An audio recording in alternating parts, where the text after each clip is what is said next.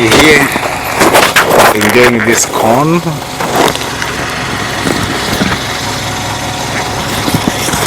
Teacher is being, I love this corn. It's very delicious.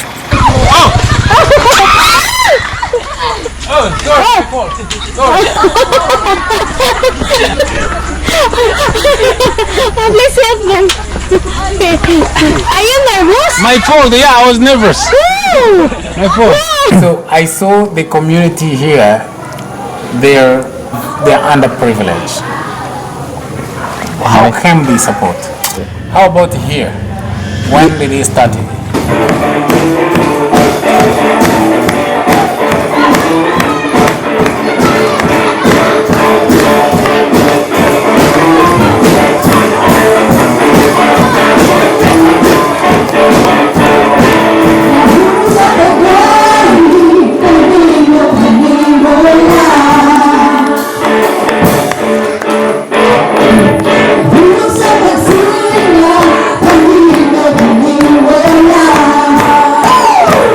Romeo Aglas diri sa Butay Foursquare Gospel Church ng Puyo, Sitio Butay, Barangay Tapak, Cotabato District, Davao City. Nya namastor ko diri sa Butay ug same time nag-farm para by faith raman jud ang atong ministry. Okay. He is Pastor Romeo Aglas. He is from Foursquare Gospel Church Butay, and he does for a living. He is a pastor and he is a farmer in the daily life. And how long has been a pastor? Pila na ka tuig ka nga mastor din pastor. Nagsugod ko atong 1991 hangtod karon. He started ministry as pastor since 1991 and 33 years of being pastor. How about here? When did it start? Kanisa ka nag-start diri pastor?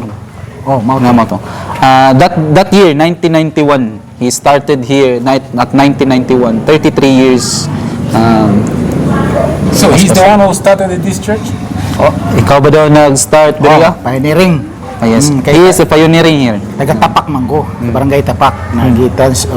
Assign ko nila diri sa district. Hangtod karon. He is from Tapak, the one that we stopped. And he is from Tapak.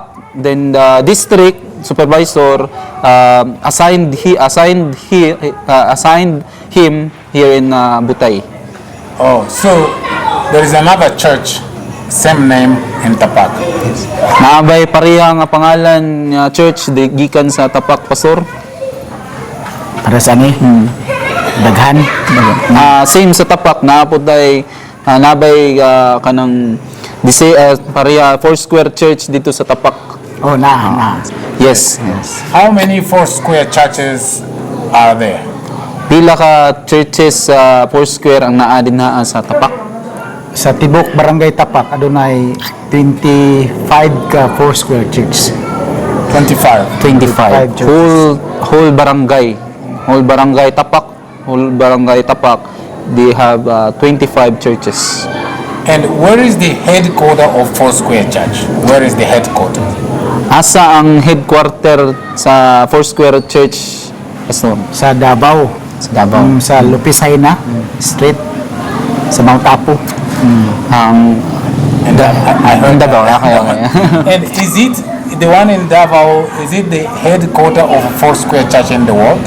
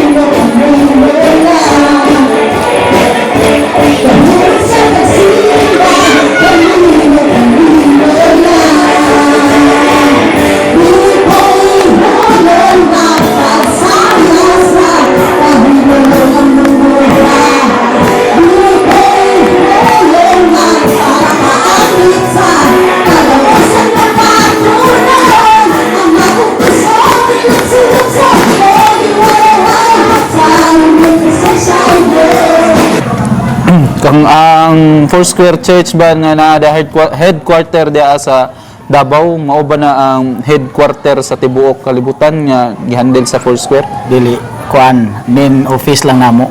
Ang head sa Manila. The head office of the Foursquare is in the Manila. In Manila. But that doesn't mean it the whole world in Manila. They also came from other countries. Abroad. They have Foursquare churches in different places. Oh, okay. So, a simple question I want to ask. Let's say that, how you call it when you stand up? Pulpit. Yeah. Who bought that? Kanang pulpit na to, pastor, kinsa ang I mean kanang podium, kinsa ang nagdala na diri ah? Akong gipalit sa Agusan na. Ako dyan nag-adto no, pagpahimo ko na sa Agusan. Gimotor lang nam. He buy it from Agusan. It's a distant place from here to and I brought it just motorcycle. He's the one who brought it. Yes. Who gave him the money? I'm sorry to ask Okay. this question. Pastor, ikaw daw nagdala ana, kinsa daw ang kinsang kwarta gigamit ana pagpalit? Personal. Personal, he said personal money. He buy it from And how about the tiles? I saw the tiles there. Who bought those tiles? sa mga tiles pastor, kinsa ang kanang sponsor ana o kinsa ang nagpalit ana nga mga tiles? Kuan na mga project lang na nagmaisan mi. Gitarget na mo matay sa pulpito. Since they are farming, they have a project. They sow some mais or corn, and the money from the corn they buy the tiles. Yes, tiles. And to build them, the community builds, from those who attend the church, they're the one who build that. Pastor, ang mga nagkuan ba build ba na nagkanang trabaho ana ang taga simbahan ba? Yes. Yes. The community. The community. Oh, okay. So the headquarters and the other places, they don't support them? Naabay mga support gikan sa head office sa inyong mga subordinates. Ambot lang pero murag di na ko uso ang magsilusit. Di ko mangayo maulaw ta sa district. They have no solicit or support. They have support but they not took some money from the head office. Yeah, head office doesn't support them. No. Okay, they don't support them. So they have to manage everything by themselves. Let's say they want to put cement here because there is no cement. If they want to put cement here, the headquarters and the big Foursquare will not. They need to do themselves. Okay. Sa pagkuhan ba nato ni Pastor, tanan ba nga mga Foursquare? Tanan ba pag magbuhat ba o kanang salog o magpasiminto dili gikan sa kining head office ninyo? Napoy tabangan nila kanang mga pioneering. Sa una pag sugod na ko ani, murag wala pa ma-establish ang mutabang sa pioneering. 1990s pa. Pero sa karon murag na sila itabang pero kuan naman gud ni murag established dugay na kaayo. Murag di na nila tabangan. See, Pastor Romeo said some other churches they support, the head office will support, but then his church here in Butay, since it was already exist and established, they have no support that they will give. Oh, okay. So when you they establish only to start. Yes. Oh, okay. Is it correct, Pastor, nga may mo support na sila pag start na? Oo. Oh, okay. Okay. And that's where probably he got the bricks from that supporter to start. Is that where he got the bricks? Kining atuang mga hollow block diri Pastor naabay na support ang kuan gikan sa kining head office niya. Kuan ra jud. kanang initiative sa church lead mga committees diri sa church, mga members. They have no support came in this church. They have no support came from money, came from their office.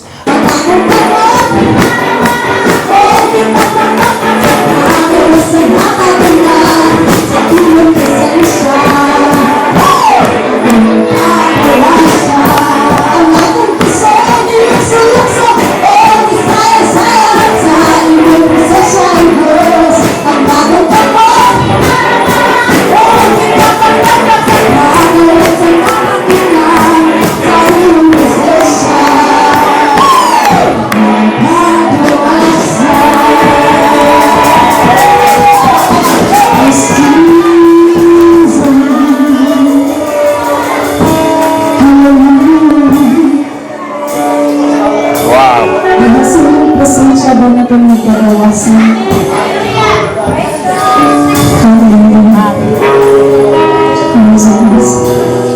Sa pagpasasibig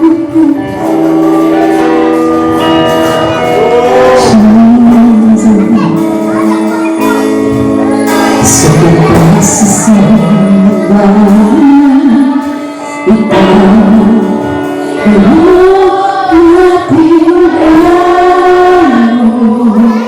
But then it was being initiative of their communities, the church members. Wow.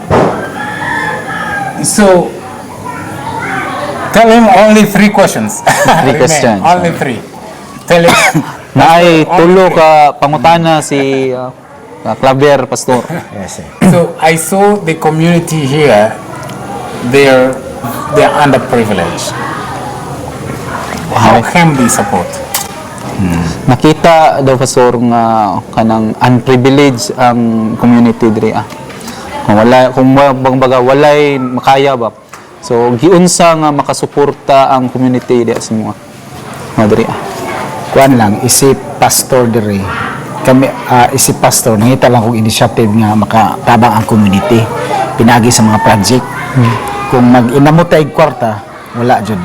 So pinagi sa project paghalin atong mais mga unsa pa diha mga prutas mao na ipalit na mog lansang pagabas og palit og sin pagabas og kahoy unya bayad sa panday ina ra mo pamagi. Hey, they have no privilege, but since he said the initiative to build a project, that project would be the sowing of plants or the corns, so that the money that will produce will took here in their church.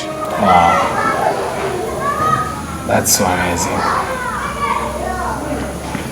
Usa pa Very hard to understand. usa pa nay kuan pamaagi na mo diri anang offering bitaw every Sunday every monthly kuan na namo nag district tithes 15% ang kuan sa district 50% ang pastor nya ang ending balance ana ihulog namo na raw na diha mga 1 year mga 1 year diha pa namo kuanon mati bisag unsa ka gamay mudako jud isa ka tuig na mao na makapalit ni og sin kay di man mapalit og kape. He said in their tithes and offering, they are 3 bases.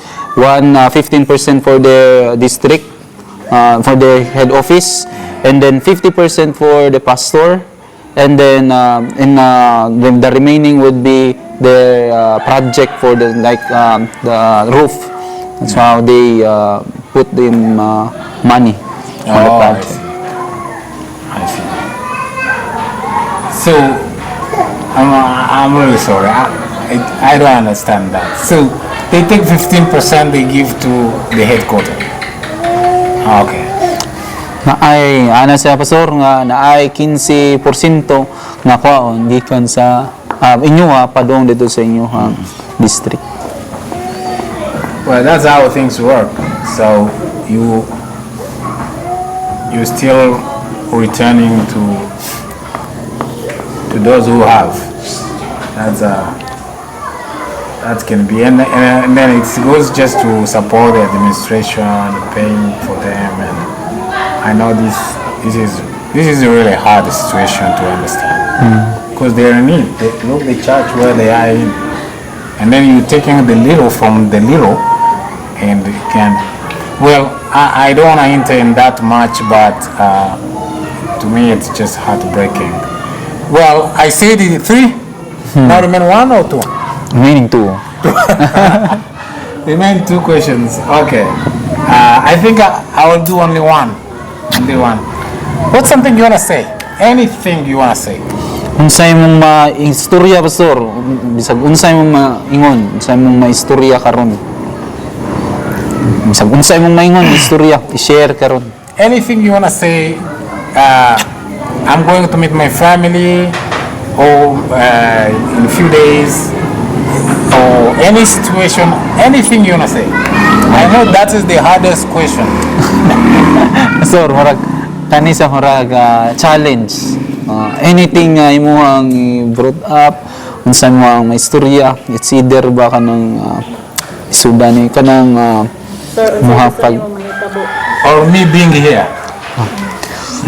project sa tab Unang-una sa church o sa Panginoon.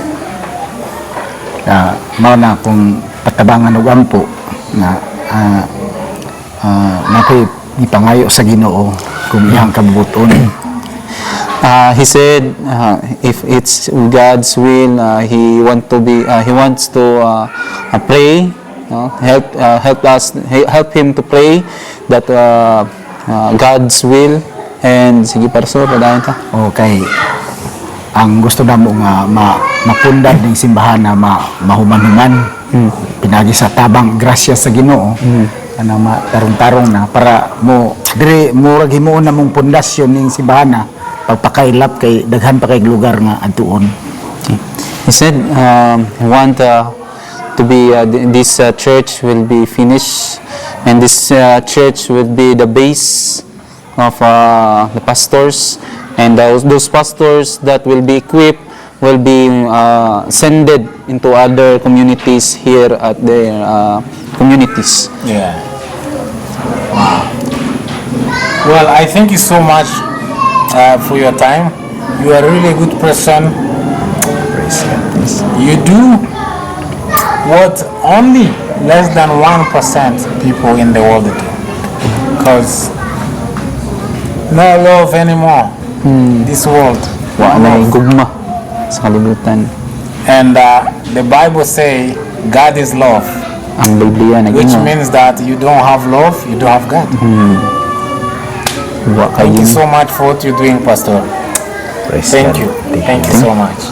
Bless. Yeah, this is not my last time to Amen. come here. I Wow. promise that one. Di It's lang not my dilin daw ni katapusang higayon nga Amen. pag-anhin niya. Na ba kay ingon pastor kaya kay Juan kay Klaber. Next time we will tell PJ to come early. No traffic. Yes, yes. Next time daw pastor, ako hingnanayog ko nga magsayo yun kay para di ma-traffic, makaabot yung sayo taas-taas atong pag-istorya. Or I will go to Panabo. Me, I will go to Panabo and morning we go. Ayun. Wato sa Panabo, diretso din ta diri. Thank you so Napa kay much. maingon pastor? Eh? Ang ako lang ay kuan na patabang sigug ampo sa inyo. Kay niagi man gud ko og kanang district superintendent. Pag district na ko superintendent for 7 years, nagtudlo og literacy kada area. So kada area nakatudlo mi og kami si Mrs. duha mi. So nagbahin mi sa usa ka area. So 18 sityos among natudloan karon puro na simbahan. So mao tong murag ang akong kasing-kasing ba. Ano mo sangyaw jud sa mga tao. Dili lang labi na sa literacy na functional man na. Tudloan nimo og uma, gardening. Murag naa nabutang akong kasing-kasing. Mo na nga ni pero ang akong area murag nabiya-biyaan. Mo nang patabang jud ko ampo sa inyo. He said he want let us help him pray for God's provision. For he wants also not just a pastor here in his building his church. He want also to be put, promoted. yes, not he also says that he is 7 years district supervisor here in their district, and so he also teach literacy to their communities. In that communities they shared, they become a church, and somehow they have pastors, and he has a heart to serve and to teach those people around here in Tapak. That's and he wanted to show that he wants to teach them more about Jesus. Oh, and he want to teach them more. What does that mean? He needs us to teach them. What does he need? He has already knowledge. What does he need to teach them? I don't understand. So, unsa daw imuhang kinahanglan sa imuhang pagtudlo? It's either ba ang imuha bang kinahanglan ba kahibalo kinahanglan pa ba kag kahibalo, or unsang kanang gikinahanglan nimo sa pagpanudlo? Oh, kana ang kahibalo ug kaalam jud nga gikan sa Ginoo. So tabang kog ampo niya na nga kaalam mga kuan. Ikaduha, ang Ginoo maga-provide sa panginahanglan ani nga building. Pidagi sa among pagliho. He said, he wants also to learn. He wants knowledge and wisdom and from God to teach the people. And he also, and secondly, he also need to finish his, I think, his church, to build this church, so that everybody this will be their basis for those teachings. Yeah. Kay daghan man kong pamilya dire, 1,600 families. Kani nga butay kanira nga sityo. 1,600 families. So dako-dako ni lagyo lang. Hey, here in Sitio Butay, it's different from barangay. A sitio has 1,600 pastor, 1,600 families here in That's a Butay. lot. Yes, that's a lot. So Sunday this is full. Kani ba pastor imuhang simbahan full ba ni? Sa una, Paul. Pero karon, kung kay nagkadaghang simbahan, namalin sa SDA, una daghang Last time his church is full, but the churches have become scattered, or I mean there are a lot of churches, so that his members go to another churches where they have mas doon near, where they're near. Oh, okay. They don't have to travel far. Yes. Okay, that makes sense. tama. Oh, I see. Wow. Well, anything for me? Anything for me to tell me before I leave? Na ba kayo maingon siya ha, pastor? Bisag unsa mong Wala ko na siya. Salamat kayo. Salamat. Salamat kayo sa inyong pagtabang sa inyong grupo, bisan pa sa Bible, lipay kayo mga tao ganina ba? Eh, ang uban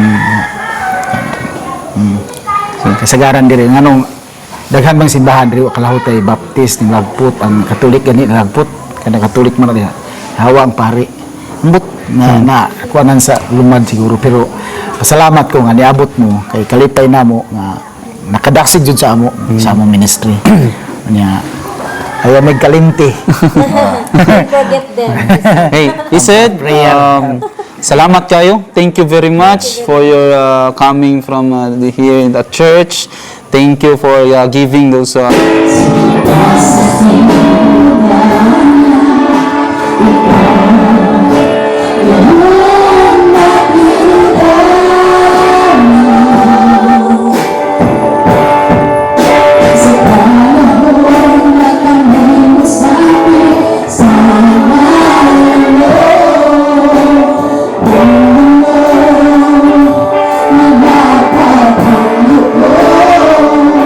Semua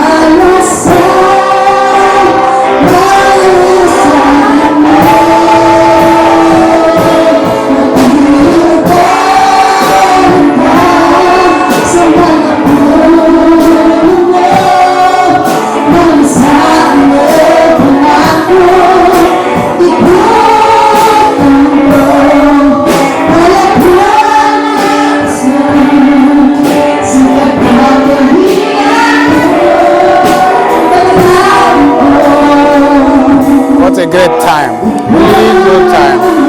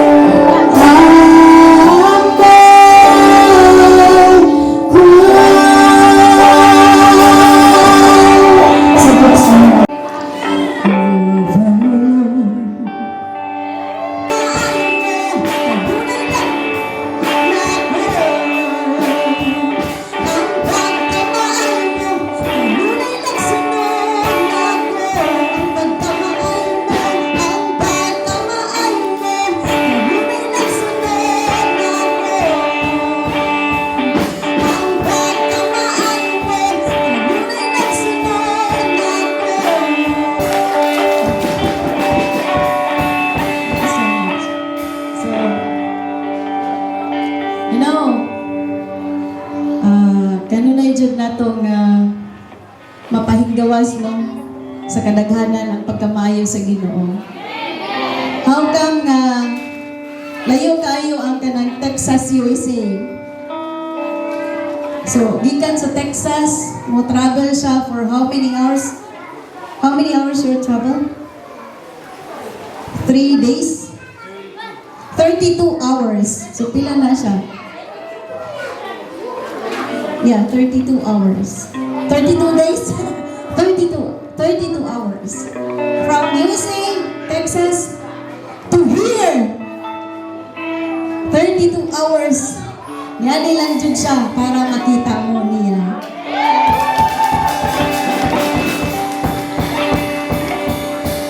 So, sa iyang nisulti kaganina, doon na siya'y pamilya, doon na siya'y asawa, doon na siya'y mga anak, and those iyang tanan, iyang members, iyang membro sa iyang pamilya, no? They are very humble. So, kung makita nato kanang and they are Christian and humble servant of God. And he just ni-travel lang gid siya bisag asa ni adto para sa kamaayo sa Ginoo ug iyang i-share ang kamaayo sa Ginoo bisag asa nga lugar.